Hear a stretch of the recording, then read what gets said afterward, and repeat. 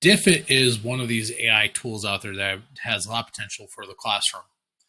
So Diffit up here for teachers, and right now, if you can create a free account, they may be moving some of the features behind a paywall later next year. But for right now, all these features are free.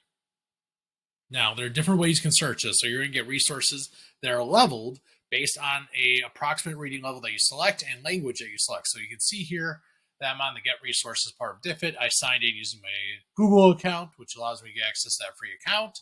And now I have three ways of getting leveled resources. One is I can just input a topic or a question here, and then I can get the approximate reading level and language.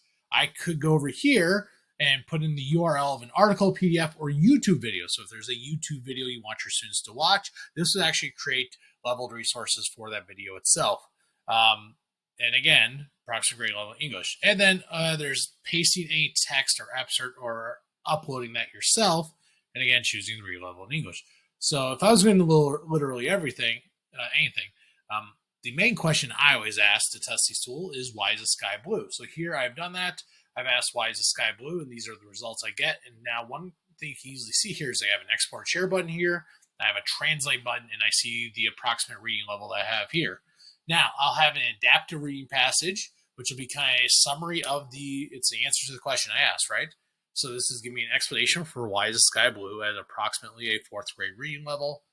Now, if I click show sources, and this is one feature that's missing in a lot of these AI tools, they don't show you where they're getting the information from.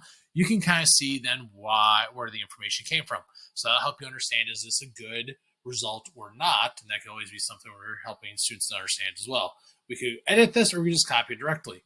There's also a couple of bullet points here, summary of it. There are the key vocabulary words associated with this. And then there even gives me some multiple choice questions, some short answer questions, and open-ended prompts that I can use to ask students to go further into this. And you can see with each of these, I can add questions myself. I can show answers for the questions it gives me. I can figure out if they're right or not. Yep. Yep. Yeah, technically true, but again, fourth grade reading level. So short answer questions, the same thing. I can say short answers, and I can see if they're good or not. I can also edit those. So this is one way of doing this. Now, let's say I wanted to change this to a different reading level. Well, I did that up here. I switched it to ninth grade. Now, when you input this, it's going to take a little bit of time to produce a result. It's not a lot of time, but for the sake of this video, I didn't want to have to go through and do all that. So again, it's changed the language a little bit for the ninth grade. It added some more complex terms, so it's a little bit more difficult to read. But again, it's going to that understanding there. It's not about the length of the reading passage, but the complexity of the text. Again, a summary, key vocab words, multiple choice questions, short answer questions, and prompts, all that based on the question that I asked it. Now, I could get very specific with the question. I could ask more things. I could just be very general and then figure out what kind of prompt I need for that. And then again, that reading level. Now, if we look at one of those other options here, we go to that middle here. Let's say I want to put an article or video. So let's say one of my favorite videos is, of course, The Myth of Average, Todd Rose at TEDx. And I selected 7th grade reading level for this. And again, it gives me an adaptive reading passage of the whole YouTube video. And again, I can look over this, see if it's right or not. This looks pretty good. And then I can see a summary of this. I can see key vocabulary words again, multiple choice, short answer, and open-ended prompts, all for that YouTube video that I could have had students watch. I could also give them the adaptive reading passage to go along with that. And you can see I can even adjust the length on this. So there we go. We go medium, long, original length. I can even then, again, of course, show sources, but since this is from a YouTube video, it's going to be the YouTube video itself. And then, I can edit and copy that.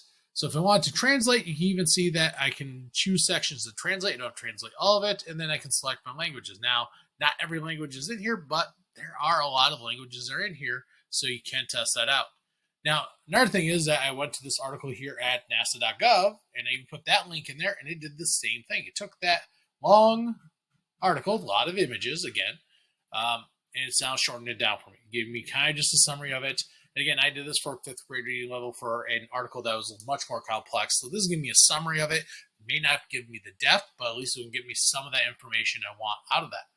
So this is kind of the basics of Diffit. It's going to give you leveled resources based on the reading level and the language that you select for either information and questions you're asking for. It's something you link it to, or something you paste into or upload into it. So Diffit, Really useful tool if you need to get those leveled resources. Again, think about what your students need, but also think about what's kind of within their zone of proximal development. You don't want anything that's too simple, because then they lose interest, they lose engagement. If it's too complex, they're going to get lost in the language.